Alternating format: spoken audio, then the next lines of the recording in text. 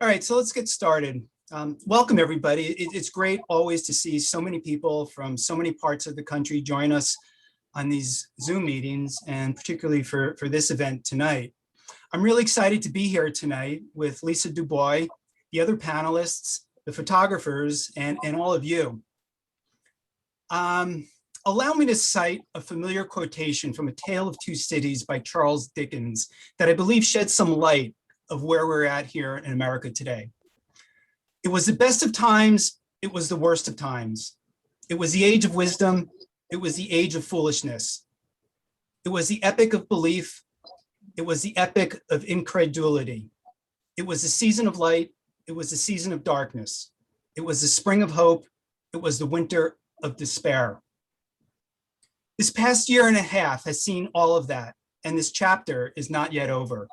And it is up to all of us to see that this spring of hope does not end in a winter of despair. The photographs we'll be seeing tonight will confirm that there is much to be hopeful for. This event tonight is part of a program called Documentary Matters, created 5 years ago by the Social Documentary Network and our partner, Digital Silver Imaging from Belmont, Massachusetts. We started in the gallery at DSI outside of Boston, then went virtual during COVID, providing an opportunity for documentary photographers from all parts of the world to present their work and engage in discussion. Tonight, we have a very special program that will feature a slideshow of the work of Black photographers from across America who have responded to a call for entries documenting the ongoing struggle for equality, recognition, and racial justice in America. And this will be followed by a panel with 4 important Black photographers in America discussing their work and the work they have seen tonight. Following the panel, we'll have a question and answer period. If you'd like to ask a question, please use the raise your hand button that you could access using the reaction button at the bottom of your Zoom window. You may need to go into the 3 dots where it says more to find that. But if you fish around, you'll see this very prominent button that says raise your hand. And during the Q&A, you'll be recognized in the order that you raise your hand. And at that point, you'll unmute yourself and ask the question yourself. So please feel free to start raising your hand at any point, and particularly towards the end.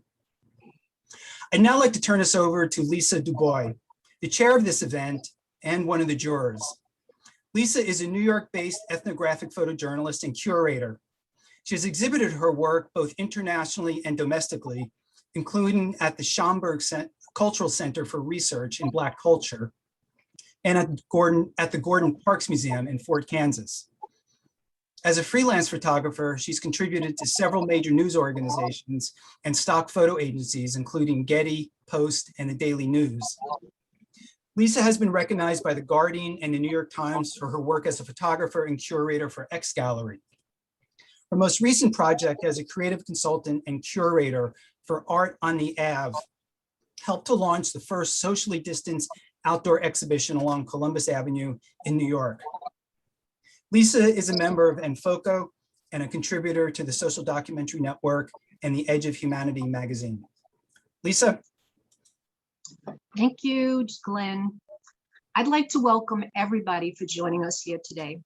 First, I'd like to thank Social Documentary Network for inviting me to be a part of this very, very important exhibition. I would like to welcome all the photographers who photographed on the long road to justice, whether it was on the streets or photographing the Black experience in some way. Your images will live in the archives of the Social Documentary Network website. Don't underestimate the importance of your work. In the future, historians will look back on these photographs to fully understand exactly what happened when George Floyd was murdered during the pandemic of 2020 and 2021. I'd like to thank 2 of the jurors who are not present today at this Zoom, Tony Barboza and Leila Amatullah Baran. Tony is an amazing photographer whose legacy has been firmly established. His iconic photographs of Black celebrities and other Black dignitaries live through books and in museums. Tony is one of the founding members of Kamonge, the oldest established organization for African-American photographers. Anthony Barboza is also a photo historian who is an equally gifted artist, painter, and writer. In his prolific career, he has shot advertisements for giant corporations like Burger King, Coca-Cola, Coors, General Motors, Kodak, L'Oreal, Revlon. The list goes on, along with a lot of fashion and street photography, album art as well, books and movie posters. Those works and his personal art projects have catapulted him into to the ranks of influential image makers for the last 57 years. Layla Amatullah Bahrain is an extraordinary documentary photographer working in this medium for 20 years. A frequent contributor to the New York Times, her work has appeared in Le Monde, National Geographic, Vogue, Vanity Fair, and the Wall Street Journal. She has exhibited nationally and internationally, and she is also a member of Comonge and a brand ambassador for Fuji Film. She is the co-author of the book MFON, Women Photographers of the African Diaspora. Bahrain is currently working on a book on contemporary Black photographers. I would also like to give a special thanks to the two jurors that we are fortunate to have with us here today. That's Eli Reed and Jamel Shabazz. These photographers have decades of experience, and they are a true inspiration for all photographers. And at the end of this program, we'll take a quick look at their photographs and hear them discuss their work and the work presented here today.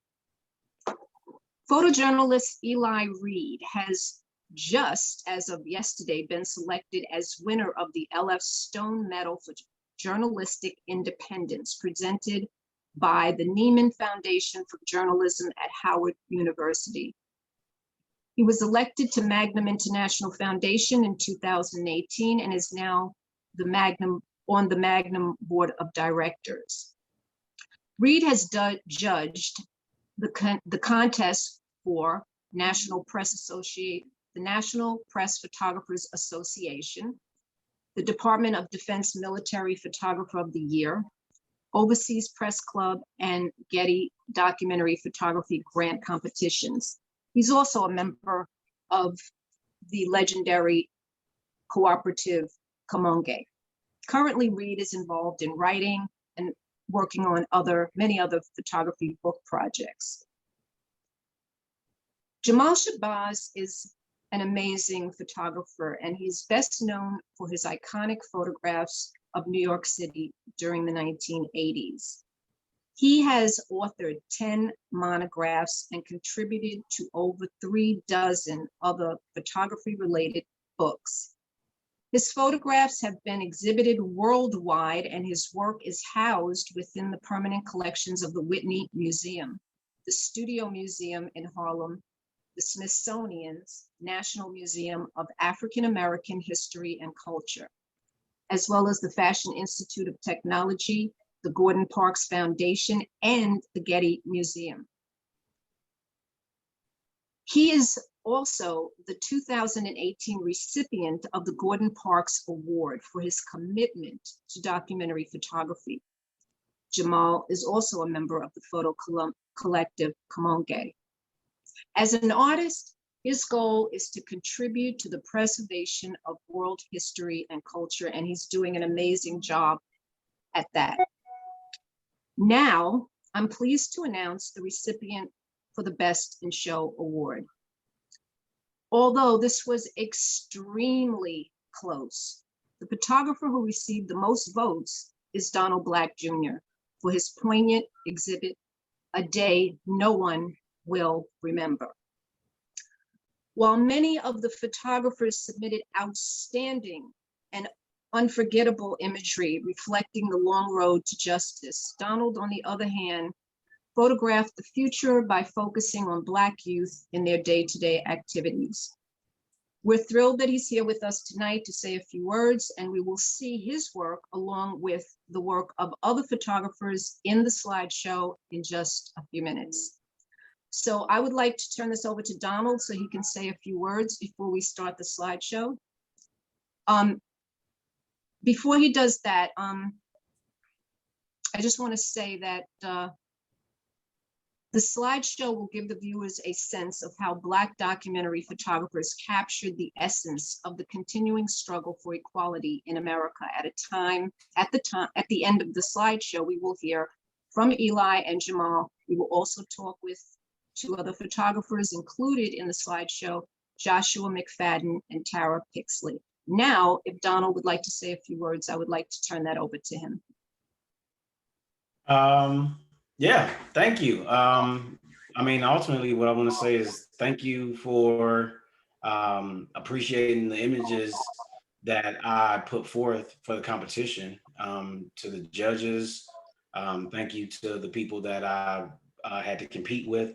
It's funny, I'm in Cleveland, Ohio. A lot of people know me as a very outspoken artist, photographer. I don't often win the awards. I have made the choice for a very long time to do what I feel is what I perceive to be different.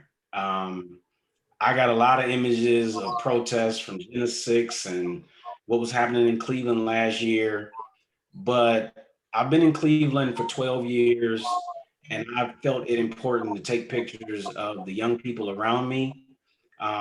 And these are the images I put forth when I enter competitions. Even though I feel like I know what I'm supposed to enter, but my perception started to tell me that I needed to figure out what I would be shooting and what I would be creating if I wasn't responding to white supremacy, racism, and American struggle, and what are the things that I'm doing and paying attention to in between trying to survive the existence of being, you know, Black in America, a Black man in America, a Black dude in the hood in Cleveland. So I was very hesitant to not put some images of protests, but I'm so glad I decided not to, because I figured that, because I perceive that long road that people speak about as having a lot more on it that we are all seeing, that isn't limited to our responses and our reaction to what we all seem to have some understanding is the way this stuff is laid out. So I just appreciate the judges. I mean, Eli Reed, his book was in my classroom at Cleveland School of the Arts going back to 1994, maybe. And his images were some of the only images I felt like were familiar to me. I recognized the conversation that the images was having. Tony Barboza was the person my professor, Gary Kirksey, told me to go meet when I moved to New York when I was 23. And we sat and we had an hour to 2 hour conversation in his studio. And I believe that it inspired setting off this journey for me to decide to move back to Cleveland and take pictures that I wasn't ultimately being paid for. So I just want to say thank you, and I appreciate everybody who participated and the people who saw the images and saw some merit in what I was trying to say. That was beautifully said. Beautiful, beautifully. I think we're going to take a look at the slideshow, and I think everyone watching is going to be quite amazed to see the body of work that has been collected. So Glenn, would you like to do that? Start the slideshow? I would be honored to, and hopefully the sound and the video will all come across fine. So let's get started.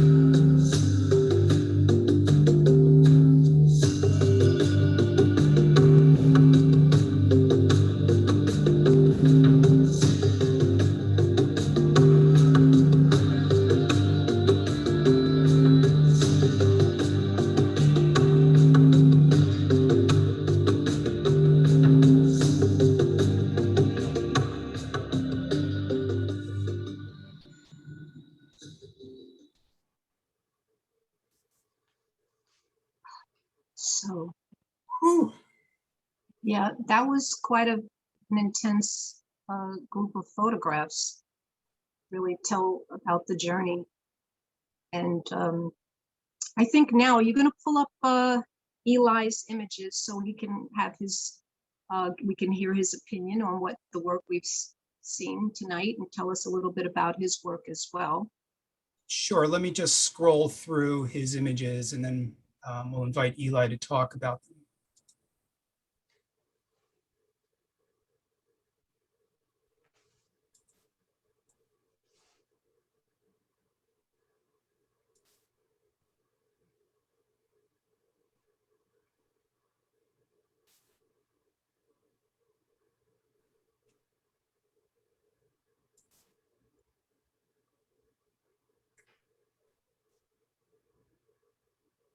Okay.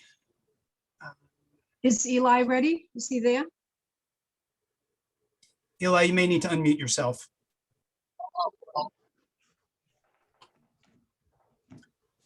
Let's Good. see. I'm here. Yeah, okay. Are you there? Yep. Hey, Eli. How you doing? So we just went through some of your images, and I wonder if you could just tell us a little bit about. Well, maybe Glenn will go back and while you're talking and tell us a little bit about these images, and then we would love to hear your opinion on anything that you want to say about the presentation that we just looked at. Well, anyway, what? When I was assigned to cover, the funeral for New York Magazine, cut the digital section, and I was going to go anyway. That's because I've covered a lot of things to do with our Black history, particularly the wrongs that were done, and the issues that were there, and it just keeps on going on and on. I still remember I was going to art school, and when Martin Luther King was killed, and because I grew up in a family in New Jersey, and I drove to school the next day in Newark because I didn't really understand how the reaction was going to be, and of course, what happened that things went down in Newark. And I was going to school, drove to school with a white guy. He was a friend of mine who graduated from same high school. And we got stopped by a mob of young Black men. And then the reason why they didn't beat him up or try to drag out of cars because, it was with me. But, it's like, it was, the Kent, I think it was a Kent report that came out about the things that are going on in the Black community when they call it I don't know. It's just like no one paid attention, and it kept on going on, and I've covered stuff. There's like situations where I come someplace and I've had enough. I just I got to the front door and I just turned around and walked away. And I got pictures that meant something because I turned around and walked away. But it's so important that maybe we've turned a corner because of George Floyd, that everybody knows. It's not just in America, it's everywhere across the world. As people have been put in bad places and used as rubbish, and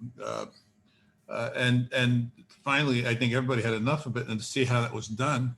And then a little detail that I hadn't seen much of that, but they worked together, George Floyd and the guy who killed him. They worked together, and the guy had, I gather, started a fight, and George Floyd kicked his butt. So this was a revenge killing. It was nothing other than that. It was a revenge killing. And the fact that so many horrible things have been done to Black folk in the United States, no surprise. I mean, but the way that the brave young lady, the 17-year-old who videotaped the thing, that was the story. This time it wasn't like what happened in Los Angeles with what's initiated the LA riots. It was important. It's important to keep on working, documenting. So look at these pictures that were done by the people who entered was really informative. There's a number of people I really, work I've liked a lot. Sometimes there's an overabundance maybe of just maybe of a demonstration, not quite enough, more, how do you call it?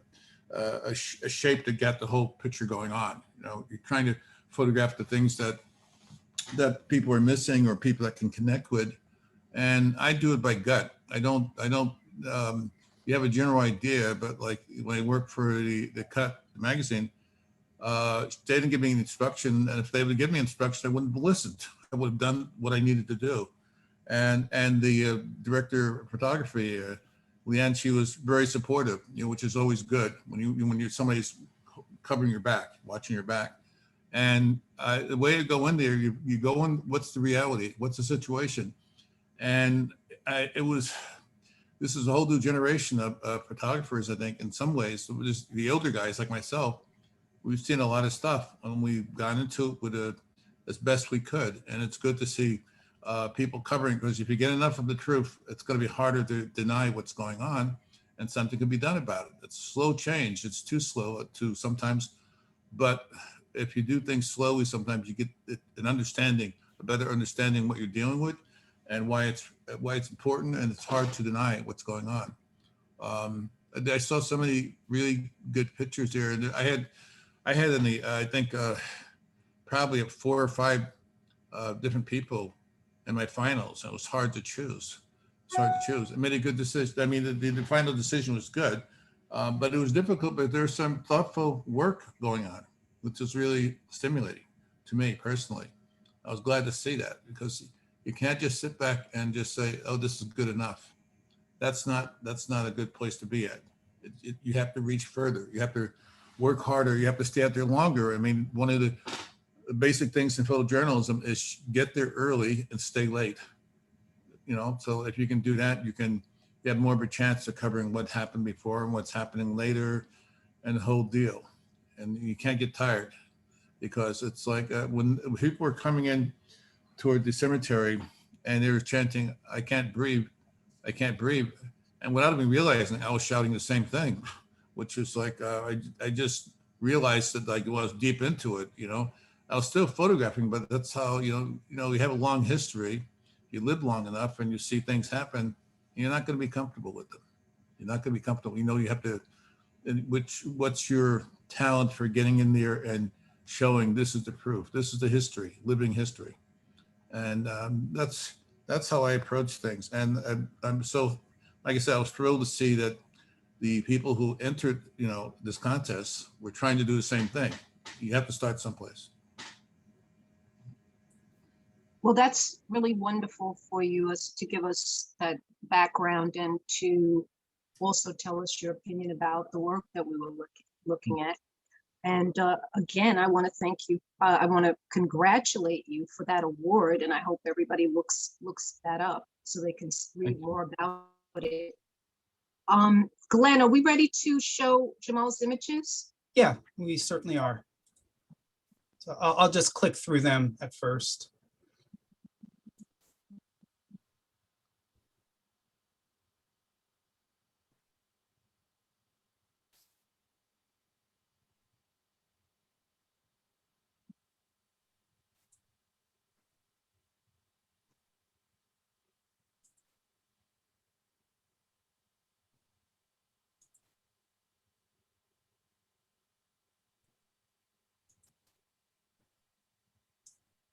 Okay.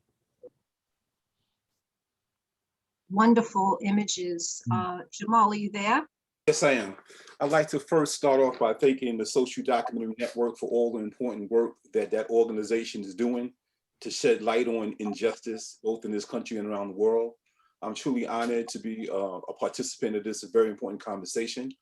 I am totally moved by the slideshow. It's one of the most incredible slide exhibitions I've ever seen. It touches my heart.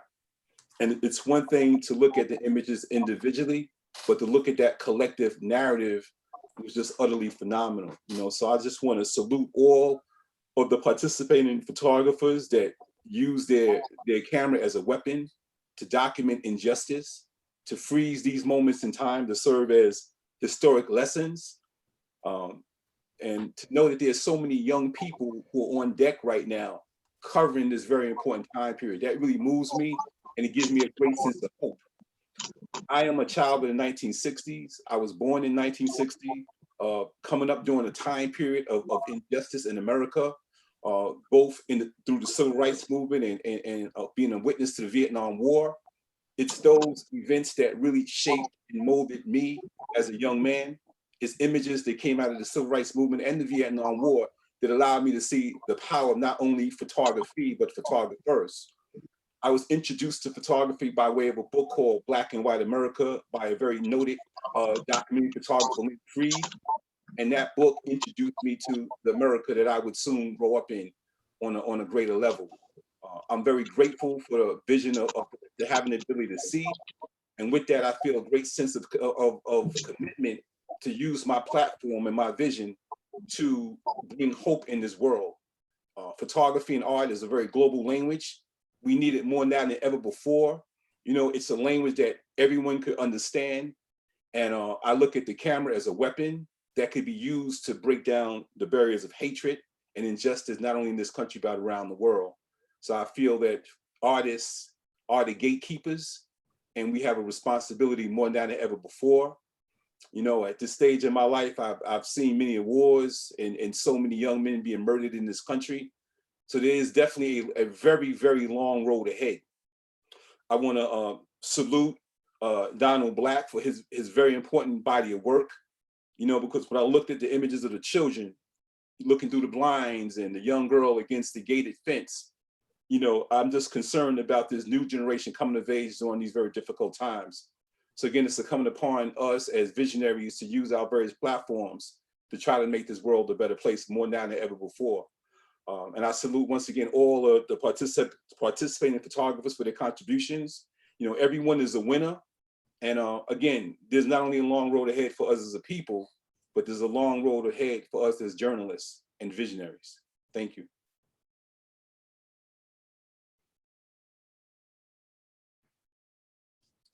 Please say you're muted. Thank you, Jamel, for such insight into a little bit into your way of thinking and for sharing this important work with us. You know how much I appreciate it, so thank you. I think we're going to look at one of Tara's images, or Joshua. What do you have prepared, Joshua? Yeah, we're going to do them alphabetically with Joshua first. Yeah. So, Joshua, we're going to put up one of your images, and if you could just give us an idea or tell us a little bit about what it was like while you were out taking these photographs. Anything you could tell us that would, I mean, this is an amazing photograph of a building is burning. And as you can see, there are two young brothers in the foreground with their hands up, fists. It's extremely outstanding. So could you just tell us a little bit about that photograph and what was happening when you took that? Sure. This photograph I made in Minneapolis, just as I guess the riots began after George Floyd was murdered by Derek Chauvin. And I've spent quite an amount of time in Minneapolis over the last, I guess, year and a half documenting and covering. It's actually right when I arrived in Minneapolis from Rochester, New York, where I'm based. I've never really seen anything like this. This was a pretty sad moment. You can kind of just feel the anger and the sadness just in the atmosphere. Seeing all of the young people out, just crying out to be heard, the confusion, the anger. Yeah, I've never experienced anything like that, but that's where these photographs were made. And this photograph here is from the day Derek Chauvin was found guilty. So you see like the very stark difference between those two images there, or three images. So this, and then this image is from a public art display that was created down the street from the location where George Floyd was killed.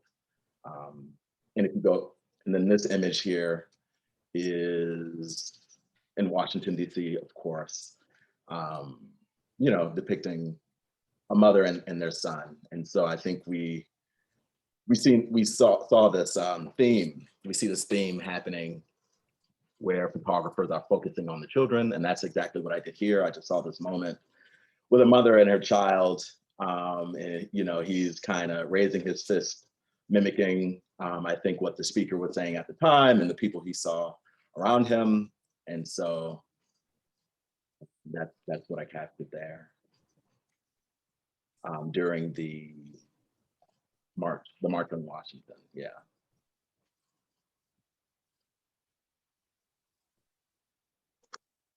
Well, thanks for giving us all that information. And I mean, this picture, right, that's on the screen right now is iconic. It is truly beautiful. It says so much. I'm sure everybody looking at it has their own interpretation and perspective, but it is definitely iconic and memorable for sure. Thank you so much for making that image a part of your submission. Oh, for sure. Yeah, that was for a lot of photographers were there this day. Such a powerful moment. So, well, you caught it. You definitely caught the moment in a very special way. Thank you. Are we ready to look at Tara's images? We certainly are, yes.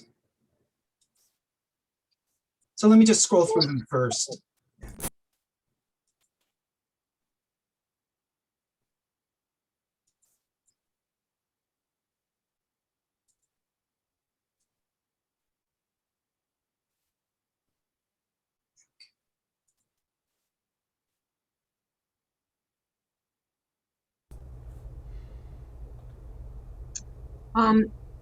So Tara, this is another iconic image. I was blown away when I saw it. It reminds me of the Kehinde Wiley statue to some degree, but it's truly beautiful. And if you could just tell us about that day and when you know, what was happening around you when you took this photo. I mean, the light on his face and the composition is truly beautiful. So if you could just tell us a little bit about that, I'd appreciate it. We would appreciate it.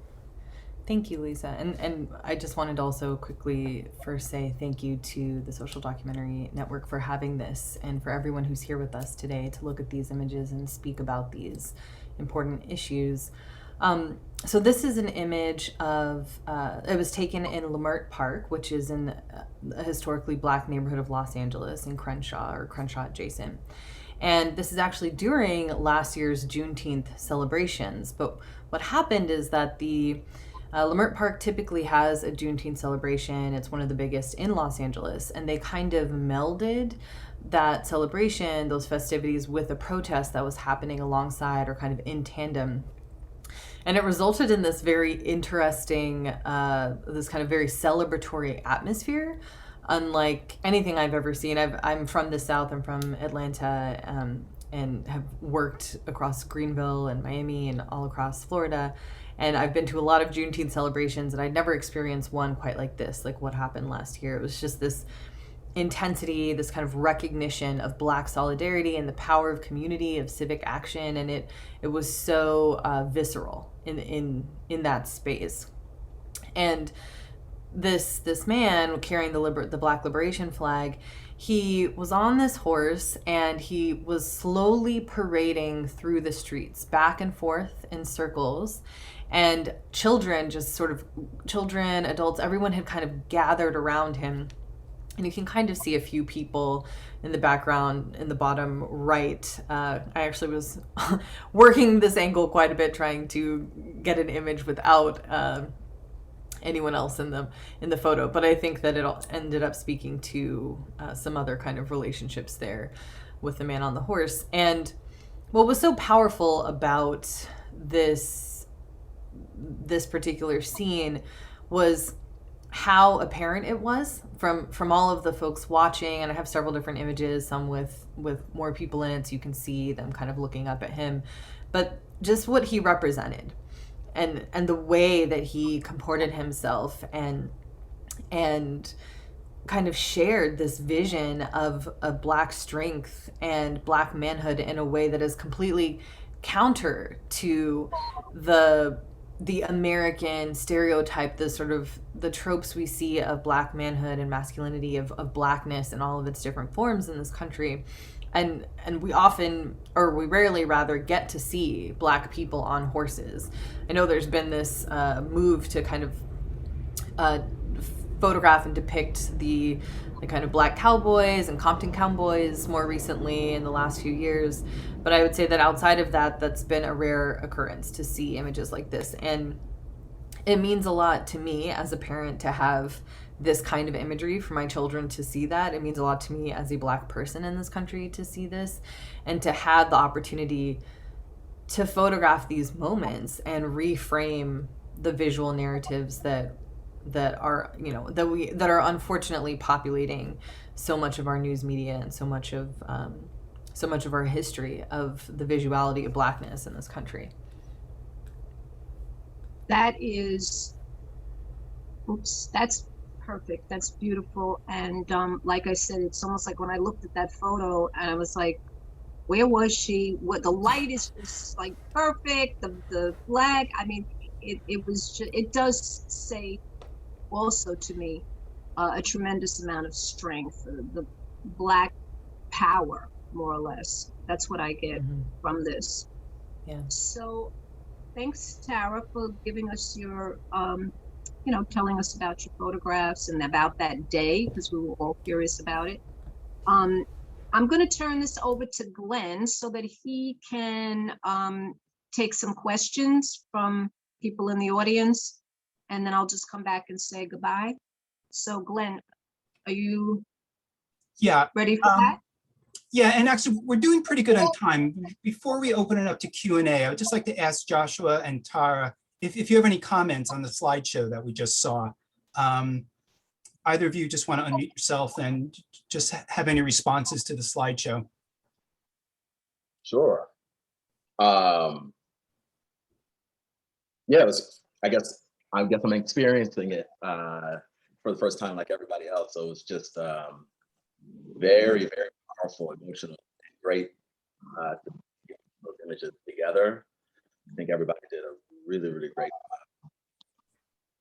And it just makes me happy to see that there are people out there with passion to photograph and document.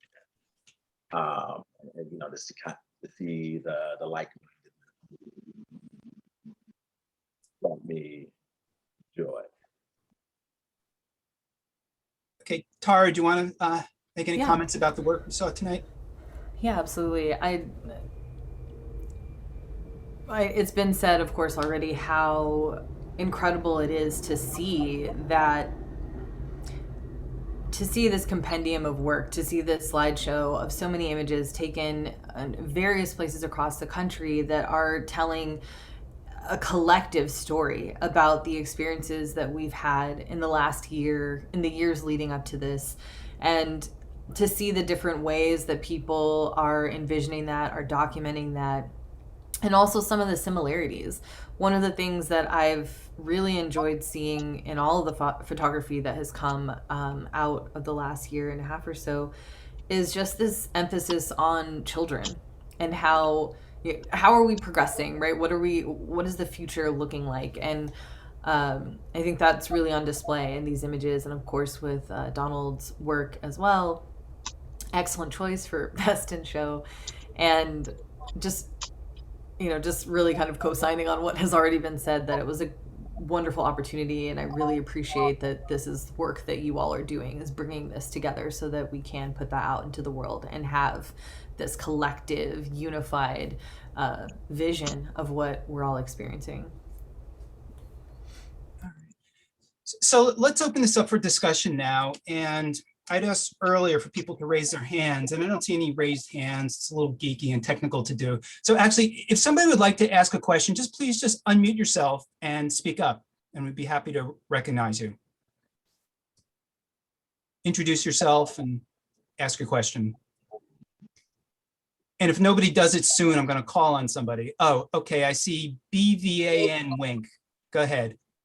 Hi, my name is Benita Van Winkle, and I teach at High Point University. And I would just like to say where I taught, I just want to say where I taught Deja Nicole, so I'm so proud of her. But this work was wonderful and amazing, and it's such a great snapshot of this time. Will this slideshow or this event be available? I would love to show this in my classroom and have this conversation. Yes, both the slideshow independently from the entire panel will be posted on the SDN YouTube channel, and you can find that from the Social Documentary Network website. And I should also add that the complete exhibits of all of the photographers in the slideshow are on the SDN website, where you can find their full submissions, which is many more than we saw tonight, as well as important information about the photographs. Thank you so much. Sure. Other questions, either use the raise hand or just unmute yourself and introduce yourself, and let's hear your question. Yes, my name is Colette Fournier, and I'm a very proud member of Comonge, and I'm so happy to see so many of us represented here tonight. But my statement, I thought it was a lovely group of photographs. I think one of the things I'm really learning from Comonge is when we present our photographs, we really have to put a little bit more time into making sure that the contrast is right, that you're cropping, although we try to crop really in the camera. But we need to put just a little bit more time to really tweak the photograph. If you're in the dark room, if you're working digitally, again, you just need to put a little bit more time into really producing the best photograph possible. Because the information is there. We've just got to work with the photographs a little bit more. But my statement is to Miss Benita, or Professor Benita. I teach a class at Rockland Community College in photography, and I also do a retrospective to colleges, libraries, senior groups, whoever wants to know something about an African-American woman photographer on a journey for 40 years. So if you can put your information in the chat, I'll be in touch with you. Sure, got it. Thank you. And congratulations to everybody, as well as Donald. And we do have many of the photographers with us tonight who are in the slideshow. If any of the photographers would just like to introduce themselves and say anything or say hi.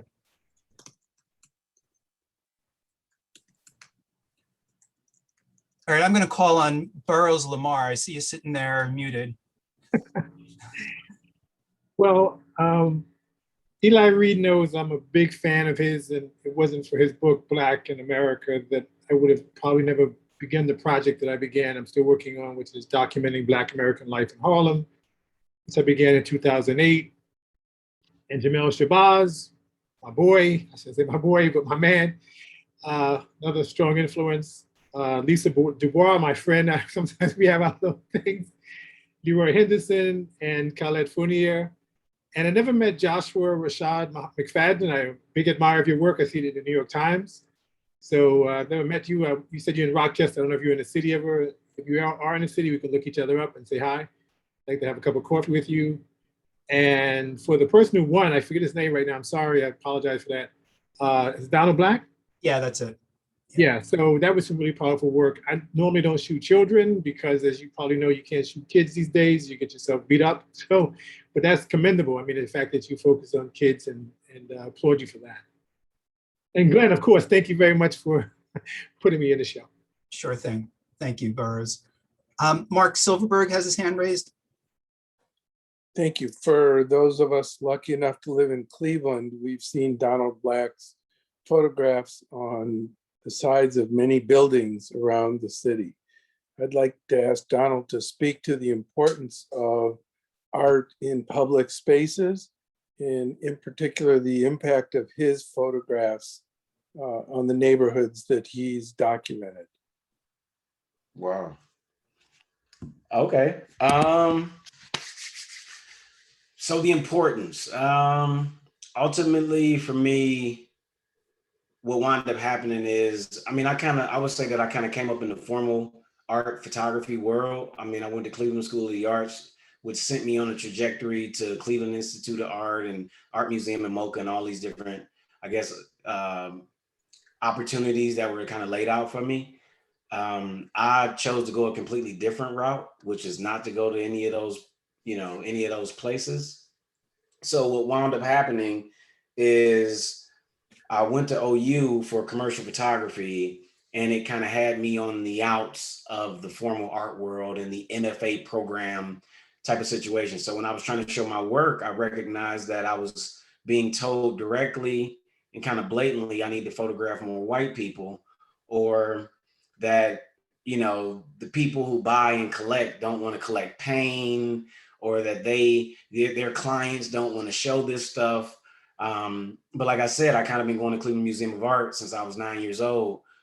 So, by the time I'm 29, I'm realizing that the people who really seem to appreciate my work, Black folks, the people around me, the education I'm getting from sharing the images to Black people was completely different from the education I was getting from showing my work to predominantly white people in some kind of institutional structure. So I'm a product of the crack epidemic, but also rap music. So my favorite artists are usually music artists. And I ask myself, if I was a rapper and if this was the 70s, I would kind of take what I'm doing straight to the corner and not really ask for permission. So I come from a good kid background. So I learned city ordinances, and I recognize that in a city like Cleveland, if you just go put an image up on the side of a building in broad daylight with a fluorescent shirt on and some cones, the police aren't paying you any attention because you look like you're supposed to be there.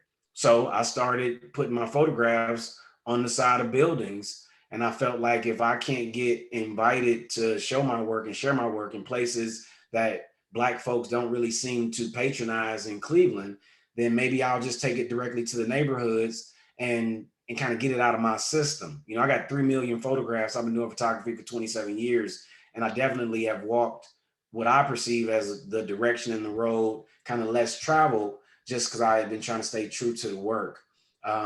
So it's a lot of kids in the neighborhood who see me and they say, they want to be up on the building. I listen to children, and if I'm in a classroom and they can see a mural outside of a classroom window, they're arguing, saying that that's me in the photograph. I got strangers coming up to me in bars saying, man, I really appreciate that picture. I'm watching people pop up and take pictures, and they on Facebook and they posting them. You got award-winning photographers coming in town and taking pictures of people and portraits in front of the murals. It's been the most satisfaction that I've gotten as a creative person in my life. And ultimately, I'm not being compensated from it financially, but I learned a lesson in Philly from an artist, Pancho Brown. And what he said to me is, as artists, as creative people, we don't share the work to make money. We share the work to get our energy back. So I can say that the images that I put up in the neighborhoods makes it easy for me to continue to create, make images and make art. Wow, that's a powerful quote. I'll have to remember that. We don't share our work to make money. We share our work to get our energy back. Yeah, it was the best lesson I could have learned in Philly, with people walking past my table, loving the work and not buying anything. And I said, I feel so good, but I haven't sold anything. He said, you'll learn how to sell it. He said, you're here to get your energy back, man. And I said, oh, wow. I'm never going to forget that. That's in some ways kind of a sad commentary, because I also went through a grad school program in 2 years in Vermont. And, my work was very different. And what I actually noticed when I was in the last semester was that there were several African-American women who had gone through the same program but didn't finish. And, I'm just really, of course, hoping and praying. I mean, I've been out there 40 years plus now. And, I am seeing that our work is being collected, our work is being more appreciated. More of the white institutions are opening up, but they just need to keep opening up because we have a lot to say. We have a lot of work. A friend of mine who's actually he's a playwright friend, and in between, he's kind of working as a production assistant for me. And so he's helping me to archive my work. And every day he calls me and tells me how much work I have, which a lot of us have a lot of work. So we've got to archive it. We've got to get it into these institutions, knock on doors, keep our work up to date, keep our work archived, keep it framed so it's ready for a show. Curate your shows. Someone was saying to me recently, I think it was maybe Eli, somebody said it, that every time we look at work and every time we edit our work, we're curating a show. And I've curated a couple of shows in my lifetime, and it's a hell of a lot of work. But when you finish with that, it's such a great experience. So just get out there, write your grants. There's a lot of money out there still. It is time consuming to write these grants, but we've got to do it because the money is there. And if we can't make money on the street selling our photographs, at least the government can help subsidize us selling our work or creating more work. Yeah. The interesting thing, when I went to art school, the pictorial illustration department is where I went into, and that was where the best artists were. It's really interesting. The people who were the fine arts people, they would go on to get the degrees and after graduating to another school. But it's the most interesting work was in the pictorial illustration students, because you look back and the first caveman, did stuff, put on the wall. That was his wall. That was the whole thing, the hunt, covering the hunt. And in some ways, that's what you're doing as a photojournalist. You're covering the hunt, every day by day. And you're right about, like, people don't want to see bad stuff. The first painting I ever sold was to a nursing supervisor, and it was a scene outside my window, outside the kitchen door at home, into a landscape of the Delaney Homes housing project at night with multi-layered pieces. And, I didn't think nothing about it. I liked the painting. It came from an assignment to do portraits. I did 2 portraits, a certain kind of technique, very quickly, and I wasn't satisfied.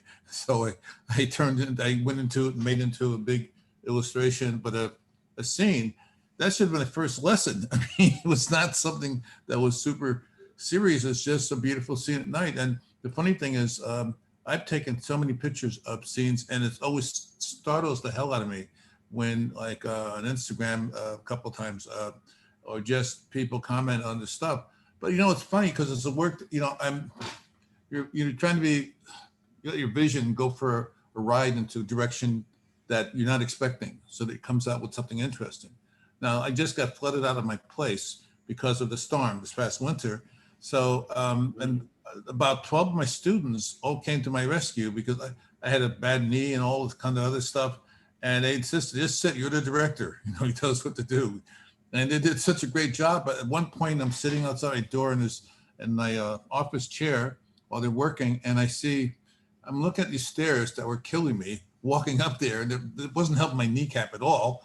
But I mean, I had to walk up the 13 steps and walk down. When I parked my car right there, I had to do that. And I made one of the most interesting photographs of the year of these steps and nothing going around it. So it's everywhere. It's always there. You got to, your life experience is trying to punch you, saying, look at me, look at me. And I've been doing stuff for a long time that way. I mean, there's a lot of imagery that people would not believe I've done. But that was such an eye opener, so it may even be the cover of my next book. I don't know.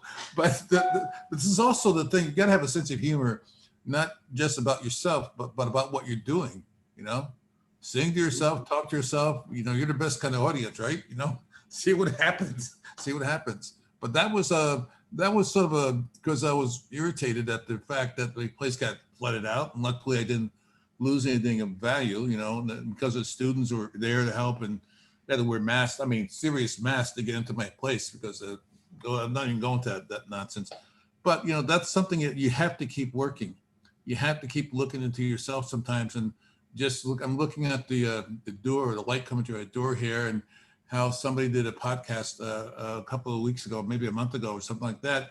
And it's just, I had a new camera and I made some pictures, some black and white pictures, because I didn't know how to let it be in color, but I was happy I did. I mean, I had a raw file, so I don't even count that. You know, this is a JPEG, but the pictures I did were so interesting, just the lighting. I mean, that's always something to photograph when you're not on assignment. The best work you're going to do may be when you're not on assignment, but you're doing something for yourself. And that's something to keep remembering. That's the work that people are probably going to remember you by. You don't have to go overseas into a place where people are throwing bullets at you to do that. You know, just look around you. Your original vision is always going to be there once you decide to use it. Anyway, that's it. All right. Well, we still have some time left. If anybody would just like to unmute themselves, introduce themselves, and ask a question or make a comment. Hello. Yeah. Hi. I'd like to make a comment about Donald's work. I actually have known Donald since he was about 14 years old. And I live in the community. No matter where I turn, I see Donald's work. And he has this one image. I believe Donald was on 149th, 147th in Kinsman. And it's a Black gentleman, and he's standing very tall. And what I told Donald once is that he has a way of bringing dignity to his subjects. And that's what I most appreciate about Donald. He has a way of actually, when you look at his work, it touches your soul, and you can feel. So you can actually feel what the individual is feeling, that they are trying their best to hold themselves together. And Donald's able to capture that, regardless if it's children or adults, women, it doesn't matter. Donald seems to be able to reach in and touch that person's soul and bring it back to you. Yeah. Thank you for that, Barbara. Wow. Hi, I'm sorry, I hope I didn't interrupt anyone. This is Michael Young. First, thank you, SDN and Lisa, for including my images in that amazing, powerful slideshow. It's really an honor to have some images in that presentation. So thank you so much. And I just wanted to congratulate Donald, and I wanted to kind of echo what the last young lady said with regard to his work. I mean, she said it. Those images of those children really touched my soul, and I'm just so honored to just be alongside everyone who was featured in the presentation. So thank you again. Wow, thank you. Thank you, Michael. Thank you for including your photos in this project. That was an honor. Thank you. Hello, everyone. My name is Terrell Halsey.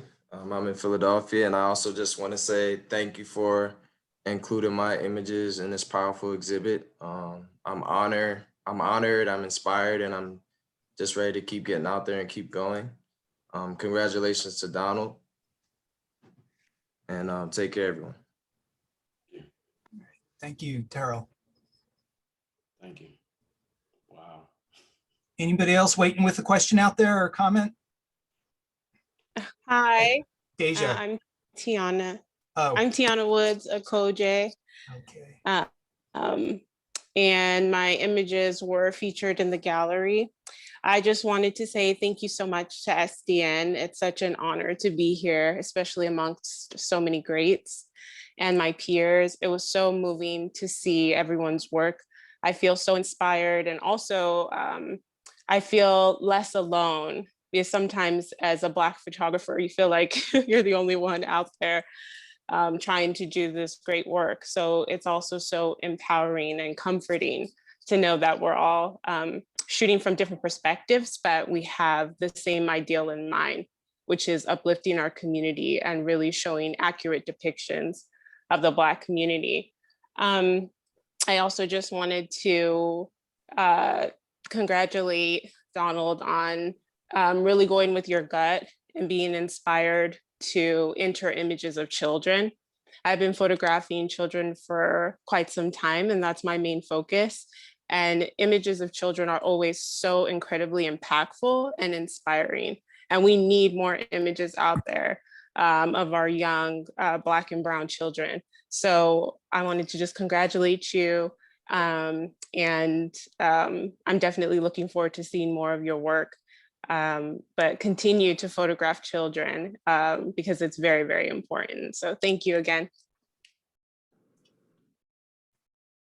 Somebody had their hand up for a second and no longer does. I'm sorry, I didn't remember who had their hand up, but if either you want to raise your hand again or just unmute yourself. Well, this is Kevin Jones. I hope I'm not speaking over anyone, but first of all, I want to thank SDN Network for this opportunity. Gratefully appreciate the opportunity to share images. Congratulations, Donald. I love the work. I love the story of just telling your own story there and just making it happen. That's entrepreneurship at its best. But what I like most is that, the world is, for my beard, I'm also a child of the 60s. And so, my work from DC, I remember seeing Al Sharpton on TV, we're going to have this march. And I said, you know what? Without even telling my wife, I made hotel and flight reservations that day. Because, I told myself I wanted to be there, having grown up reading Jet magazine and reading magazines, But basically, at the end of the day, what I look at and what I love about all of this is that, we now have all of us the power to tell our own stories. We don't have to, we don't need a dark room. Be as a man, I'm all about the purist because I grew up in a dark room, but the power to tell our own stories, and through all these mediums, social network is the world's flat now, and we don't have to wait for anybody to come interpret or try to understand and tell us what we are about. We can do it ourselves, and that's what's powerful about all of this. Thank you very much. Sure. Gina, you have your hand raised? Yeah, I want to say hello to everyone and congratulations, Donald. I'm here in Cleveland, so I see Donald's work a lot too. And yes, it's highly impactful. But I wanted to put a bug in everybody's ear also. I'm going to be working with the, SDN with the visual literacy program. And I want to tap into everybody who participated with this program to see if, you guys would like to include a statement that we can include with our visual literacy program that we're going to be kicking off with SDN. If that's possible, that would be absolutely great. Because I think, all of our voices need to be heard. And that really is a section that I want to tap into specifically when it comes to how we teach kids, how we teach teens, how we teach adults how to see when it comes to looking at images. And I think that's very important for us as we move forward, Glenn, with the rest of the team when we talk about visual literacy. So I wanted to put a bug in your ear so we can, get your opinions, everyone who was included with this program, and hopefully have access to the slideshow, to the show when we do make that program possible. Okay. Yeah, Gina, thank you for bringing that up. We didn't talk about that at all tonight, the Visual Literacy Project. It's a new program of SDN to bring visual literacy to underserved communities across America. We have a website, a separate website for that, the Visual Literacy Project. And if anybody would like to respond to Gina's appeal for comments about images, just please go to the visualliteracyproject.org, and there's a contact form, and just fill out the form with your name, and for the comment, just put in your comment and we'll collect those. Deja, I see you have your hand raised. Deja Ross. Yes, I'm Deja Nicole. I am a former student of Benita. Thank you, SDN, for putting this together. I'm truly honored to be a part of this. And Benita, thank you for sending this opportunity my way.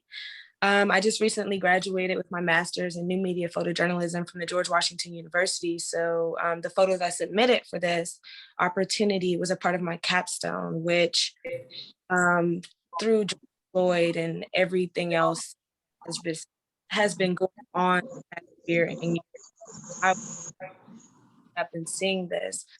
I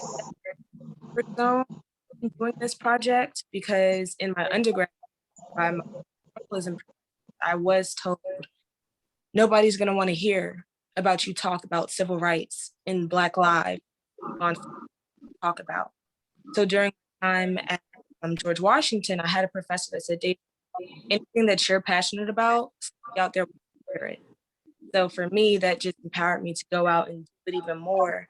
Benita behind my back, just always pushing me for greatness. I appreciate that. And being able to see other people that look like me on this platform, sharing your work and being out in the streets and continuing to do the work that needs to be done, a lot to me. So thank you again for this opportunity. And I appreciate all of you. And congratulations, Donald.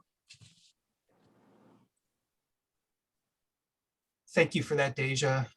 We have time for 1 or 2 more questions. I see somebody that says iPhone raising his hand. It's Raymond. Name is Raymond Holman. Didn't put in my name. But anyway, I want to thank you for the opportunity to share my work on this platform. And also I want to congratulate Donald. Beautiful work. It's been a long time since been able to see people somewhat in person, even though this is via a Zoom presentation. But I'm glad that things are starting to open up a little bit more since all the stuff that we went through in 2020, and just looking forward to getting back out in the world and presenting images of what our world's all about. Thank you. Thank you for that, Raymond. All right, one more comment, one more question, anybody? Yeah, I have a quick question for Donald. This is Colette Fournier again. Donald, what's the process of getting your work up on murals, on walls? How do you do that? The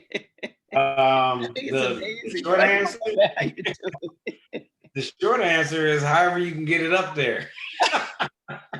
No, but I mean, it's a wall. So, I mean, are you projecting the image? And I'm just trying to visualize it. Yeah, no, I'm around, I started wheat pasting my images, and that turned into me investing in a printer that's 64 inches wide, so I study all these different applications and all these different processes. So, I mean, I done put the images up on walls, 10 different ways. I love it. Honestly, depending on the wall, I just installed some on windows in Atlanta. I just installed some on windows downtown Cleveland. I mean, my thought is if we really see the wall as a canvas, it's like get it up there. because we ain't the ones really going inside to see. We trying real hard to get inside places that the folks that this stuff talking to ain't never going. Yeah. It's been the best business card I could have created. But it started with me and Kinko's printing it in pieces, and spending $500 on all these little small sections and trying to figure out how to make it stick. Okay. Brother, you're an inspiration. A true inspiration, brother. Appreciate it. Yeah, I got tired of waiting. I hear you. Glenn and Lisa, if I can, I just want to give a shout out to Gordon Parks, because he was my inspiration for when I was in high school, with a choice of weapons. So, I just kind of always keep Gordon in my heart. Jamel, I'm just so happy that you have a really strong connection there with their foundation. But I just think that we should just always remember him and teach him and also Van der Zee in our classrooms, so that our students will have an appreciation of those people that came before us, because they are our ancestors now. And maybe one of the Kamwange people, or Lisa, can help me out, but I have a copy of a photograph that was taken in New York City at Gordon Parks's funeral. And I don't remember the name of the brother who took the picture, or at least whose copy of the picture I have, but it is so phenomenal. It's such a strong photograph. It must be like about, 300 photographers in one picture. And it just really speaks to where a lot of us are today. But we can't forget our history. We've got to hold that history and move forward, of course, but we also have to document everything we do. It's so important for you to just self-document. I document everything, I really do. Roy DiCarava. And Roy. Right, Donald, right. That one right. Roy DiCarava, yep. Absolutely. Yep. Thank you, everybody. This is empowering. Thanks, Colette, for that. Thank you. You're welcome, Lisa. And thanks for your work. It fit beautifully in the slideshow. So Lisa, you want to bring this to a close? Yes, I would like to congratulate Donald for his amazing work. And it was very interesting to learn about your system on how you've exposed your work. It's truly innovative and it's daring and it's encouraging. I think some people might start doing that as well. Special thanks to Jamel Shabazz, who showed us his images and gave us his inspiration, his insight. And I would love to thank Eli also for giving us his stories. We're truly appreciative of that. I want to thank all the audience for being a part of the program. We witnessed and saw a powerful collection of images. And when you view the images together, it gives you a much better understanding and an overall view of exactly what was going on in America during this most sensitive time. So thank you for participating, and I am definitely looking forward to seeing more work from all of the photographers that are included in this show. So thank you. All right, thank you, Lisa. And I also want to thank the jurors and panelists and photographers and everybody's here tonight. And if everybody just wants to unmute themselves and clap to appreciate everybody who's been here tonight. Congratulations. Yay! Thank you, everybody. Thank you. Thank you very much. Thank you. Thank you. Let's do it again. Yeah.